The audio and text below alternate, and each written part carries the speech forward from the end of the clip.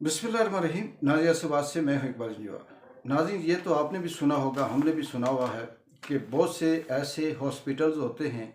जो एक इंस्टीट्यूट की जगह पे काम कर रहे होते हैं। नए स्टूडेंट जो अपनी डिग्री एमबीबीएस की कंप्लीट करने के बाद वहाँ पर वो प्रैक्टिस करते हैं, आते हैं और अपने अपने शोबे या डिपार्टमेंट जो उनकी स्पेशलाइजेशन होती है उसके अंदर वो इंटर्नशिप करते हैं। लेकिन ये भी हमने सुना है कि बहुत सी ऐसी दीगर इदारे भी हैं जहाँ पर स्टूडेंट कोई इंजीनियरिंग का शोबा हो या वकालत का शोबा हो या दीगर ऐसे इदारे होते हैं जहाँ पर नए स्टूडेंट आते हैं और वो इंटर्नशिप करते हैं। इंटर्नशिप का मतलब ये होता है कि वो अभी नए उस मराइल से गुजर रहे होते हैं, उनके साथ पुराने डॉक्टर होते हैं और वो साथ साथ उन्हें सिखाते हैं। ऐसी बहुत सी खबरें भी आती हैं कि हॉस्पिटल के अंदर ऐसे स्टूडेंट्स जो अभी इंटर्नशिप कर रहे हों या स्टूडेंट हों या नए अभी डिग्री करके आए हों, तो उन्हें किसी इमरजेंसी या किसी ऐसे डिपार्टमेंट में रख दिया जाए तो वो मरीज़ को बजाय सेहतमंद करने के या उसका इलाज करने के फिर हमेशा हमेशा के लिए उसे सुला देते हैं और उसकी जान छूट जाती है इस तरह से अजाब से। दुनिया में हमने पहली दफ़ा ये सुना है और देखा है कि ये जो मुल्क होता है, ये जो पाकिस्तान है, इसके अंदर कोई ऐसा कानून या इस तरह से उसूल पॉलिसी नहीं है, बल्कि हम ये कह सकते हैं कि पाकिस्तान के अंदर भी या ये जो खित्ता है, ख़ास करके ये जो पाकिस्तान का हिस्सा है, इसमें इंटर्नशिप के लिए वज़ीर आज़म, सदर या इस तरह से लोग आते हैं। पाकिस्तान को अगर ये कहा जाए कि ये मुल्क नहीं है, ये एक तजर्बा गाह है। यहाँ पर जो अमीर लोग हैं, एलीट क्लास के हैं, सरमायादार हैं या ज़िम्मेदार हैं या कहीं इस तरह से पुराने जो वडेरे हैं, उनकी जो नस्लें हैं वो अब इस मुल्क के ऊपर सिर्फ़ और सिर्फ इसलिए आती हैं कि उनको हुक्मरान बनाकर उन्हें इंटर्नशिप देकर मुल्क उनके हवाले किया जाए। उन्हें ये नहीं पता कि अंदरूनी पॉलिसी क्या होती है, बैरूनी पॉलिसी क्या होती है, खारजा पॉलिसी क्या होती है, दाखिला पॉलिसी क्या होती है। उनका काम है कि 60-60 सफ़ात के मैगज़ीन अपने फ़ोटो शूट के थ्रू फ़ोटो शूट करना और फिर उन्हें अखबारात में शाया करना और ये कहना कि ये हमारी कारकर्दगी है। पाकिस्तान इस वक्त मुकम्मल तौर पर एक तजर्बा गाह बना हुआ है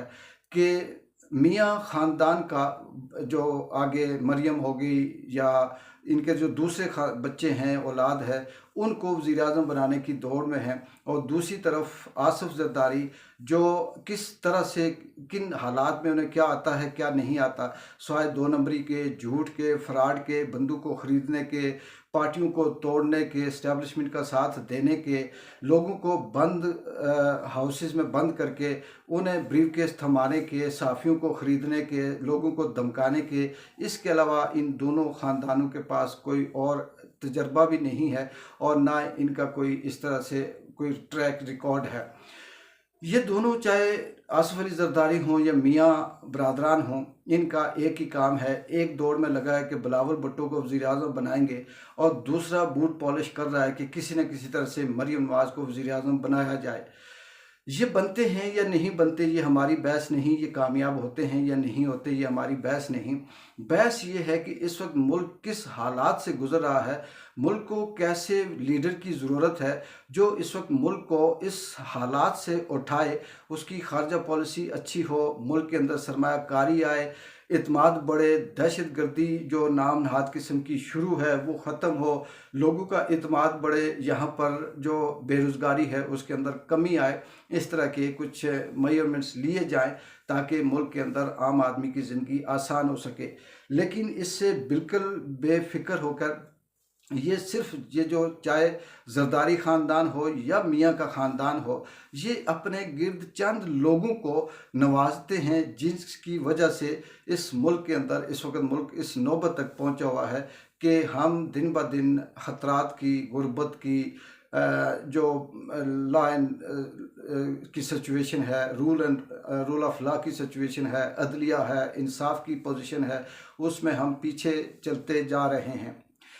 और दूसरी तरफ अगर हम देखें तो ये चंद 100 लोगों को अपने इर्द गिर्द किसी को प्लाट दे दिया, किसी को गाड़ी दे दी, किसी को कुछ मराहते देकर, तो ये सिर्फ उनको इसलिए कैप्चर करते हैं कि ताकि वो इनके हक़ में जैसे रावी के नाम से जिस तरह से झूठ पे झूठ बोलते जाए और ये कहें कि सब कुछ सही है। जो मुल्क को चला सकता है, पूरी दुनिया को जिस पे एतमाद है, जो इस मुल्क के लिए सबसे अच्छा है, जिसका माजी का ट्रैक रिकॉर्ड 70 साल का रिकॉर्ड ये है कि उसने जो कदम भी उठाया, जो बात भी की अपने मुल्क के लिए की, उसको इन्होंने पिछले 2-2.5 साल से जेल में बंद किया हुआ है। और फिर उसका नाम लेने वाले, उसके हक में बात करने वालों के साथ भी जो आखिरी दर्जे का जुल्म होता है वो किया जा रहा होता है। यहाँ पर बेबसी, मजबूरी इस तरह से है कि एक एक करके इस तरह से आम आदमी को, बोलने वाले को, बासलाहियत शख्स को, चाहे उसका ताल्लुक सहाफ़त से हो, किसी सियासत से हो, किसी सरमायादार से हो, या किसी भी शोबे से, डॉक्टर से हो, इंजीनियर से हो, वकला से हो,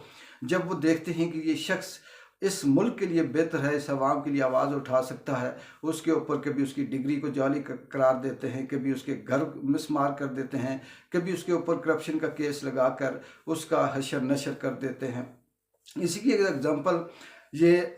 भी अफसोसनाक है कि हमारे कश्मीर का जो वाहिद ऐसा शायर जो पहली दफ़ा इस पाकिस्तान के अंदर नाम उसने कमाया, अहमद फराज, जिसका ताल्लुक बाग से है, उसकी बीवी को इस तरह से कत्ल के केस में बंद किया और फिर जिस तरह से मजाक खेज़ उसकी तारीख पे तारीख आती रही। और जब उसने जाकर जज के सामने ये कहा कि मेरे ऊपर तशद्दुद हो रहा है, तो जज ने कहा कि कहाँ कहाँ तशद्दुद हो रहा है, हमें दिखाएं। ये है इस मुल्क का अलमिया, क्योंकि अहमद फराज बोलता था, लिखता था और वो आवाज़ उठाता था, वो लोगों को जगाता था। इसी तरह से बेशुमार ऐसे साफ़ी हैं, बेशुमार ऐसे लोग हैं, लेकिन बदकिस्मती से ये जो इस मुल्क के ऊपर जो इंटर्नशिप के तौर पर आने वाले, चाहे वो मरियम नवाज़ हो या बिलावल हो, इनका काम सिर्फ ये है कि वो ऑर्डर पे ऑर्डर देते जाएं और आंखें बंद करके जुल्म पे जुल्म करते जाएं, किसी के कान में जूं तक ना रिगे, चाहे वो अदलिया हो, जज हो या कोई और हो, सोसाइटी हो। खौफ की फ़ज़ा कायम करने के लिए इस मुल्क ने तारीख़ के अंदर जितने हरबे, माजी में कई हज़ार साल से लेके आज तक जो हरबे हैं, वो सारे के सारे इस्तेमाल किए और अभी तक ये कामयाब होते जा रहे हैं। बदकिस्मती ये भी है हमारे मुल्क की कि यहाँ पर जो जितने भी ये ग्रुप हैं, या ये जो सारे के सारे, चाहे उसमें मीडिया के अंदर आए, मीडिया मालकान हों, साफ़ी हों, वकला हों, जजेस हों, ये अगर आवाज़ उठाते हैं 4-6 मिलकर, तो पीछे से 10-12 मीर जाफ़र, मीर सादिक ऐसे तैयार होते हैं जो ये ऑफ़र करते हैं कि हमारी जेब गर्म कर दें, हमारे लिए आसान कर दें, बाकी जाए भाड़ में, मैं और मेरे बच्चे, मेरा घर, मेरी बीवी, मेरा ख़ानदान, मेरे भांजे, भतीजे, चाचे, ताए, इनको नौकरियां मिलती रहें, जो आप कहेंगे हम करने को तैयार हैं। और उसी वजह से ये बेफिक्र हैं, और इस मुल्क का जो ताकतवर टोला है वो भी इसी चीज़ का फ़ायदा उठाते हुए जब जब देखता है कि कोई आवाज़ उठाकर बगावत की बात करता है या हक और सच की बात करता है और वो डटा हुआ है, टूटता नहीं है, तो उसे किसी साइड पे लगाकर, खुदे लाइन लगाकर उसकी जगह 10 ऐसे नाअहल करप्ट किस्म के लोग ले आते हैं जो पहले से कंप्रोमाइज़ भी होते हैं और जो पहले से तैयार होते हैं। और इस मुल्क के ऊपर सिर्फ इस वक्त जो जंग चल रही है वो सिर्फ ये है कि मरियम नवाज़ वज़ीर-ए-आज़म बनेगी, नहीं बिलावल भुट्टो बनेगा, नहीं मरियम नवाज़ बनेगी। फिर इनके जो चमचे करछे हैं, इनके जो टाउट हैं, वो भी अपनी अपनी ड्यूटियां संभाले हुए, कोई एक चैनल पे बैठा है, कोई दूसरे पे, कोई तीसरे पे, कोई चौथे पे, और वो वहाँ पर बैठकर सिर्फ़ और सिर्फ ये नैरेटिव बिल्ड करते हैं कि उसमें ज़्यादा अहलियत है, उसमें ज़्यादा अहलियत है, वो ज़्यादा लायक है, वो ज़्यादा कामयाब है, लेकिन ये नहीं देखते कि अवाम की राय क्या है। जबकि आज के दौर में अवाम की राय ट्विटर के ऊपर देखें तो सबके सामने आ जाती है, सोशल मीडिया पे देखें तो सबके सामने आ जाती है। इवन कि यहाँ तक कि आज अगर मैंने सुना है कि वो जो ट्रम्प है उसने पाकिस्तान की एजेंसी ने एक शख्स को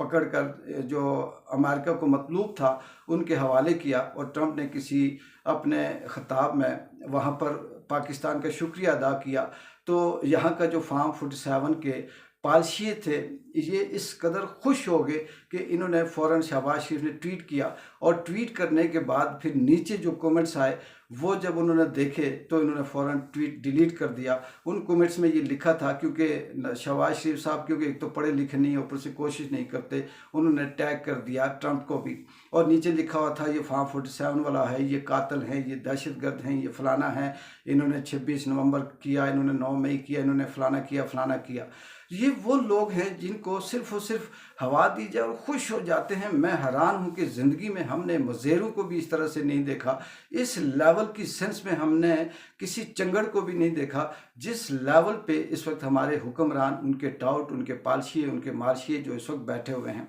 और आने वाला वक्त अगर यही चलता रहा तो ऐसा नहीं है कि ट्रंप तारीफ़ करे तो मुल्क चल जाएगा या अमेरिका साथ दे तो चल जाएगा। मुल्क की पोजीशन बिल्कुल इस वक्त इसी तरह से है कि जैसे किसी हॉस्पिटल में एक स्टूडेंट नया नया इंटर्नशिप करने आए और अभी उसे हॉस्पिटल के अंदर दाखिल हुआ हो कि एमरजेंसी में उसकी ड्यूटी लगा दी जाए और उसके सामने कैंसर का या फिर कोई ऐसा डायबिटीज़ का या हेपेटाइटिस का या ख़तरनाक तरीन ऐसा पेशेंट रख दिया जाए और उसे कहा जाए कि इसकी सर्जरी करो, इसे इसको बिल्कुल चीड़ फाड़ के रख दो और वापस इसे टाँके लगा कर ज़िंदा करो। फिर आप खुद सोचें कि उस पेशेंट का क्या होगा, फिर किस तरह से वो बचेगा, कैसे वो सरवाइव करेगा, क्या वो बच पाएगा या नहीं बच पाएगा। यही सूरत हाल हमारे इस मुल्क की है कि इंटर्नशिप के लिए यहाँ सारे के सारे आते हैं, मुल्क चलाने, अवाम के मसाइल हल करने कोई नहीं आता। बाकी रमज़ान शुरू है और रमज़ान में क्या हशर हो रहा है महंगाई का, लोगों का, किस तरह से लोग ज़िंदगी गुजार रहे हैं, ये इंशाअल्लाह अगले व्लॉग में आपसे बात करेंगे। एक बार जो कि इजाज़त दें, अल्लाह हाफ़िज़।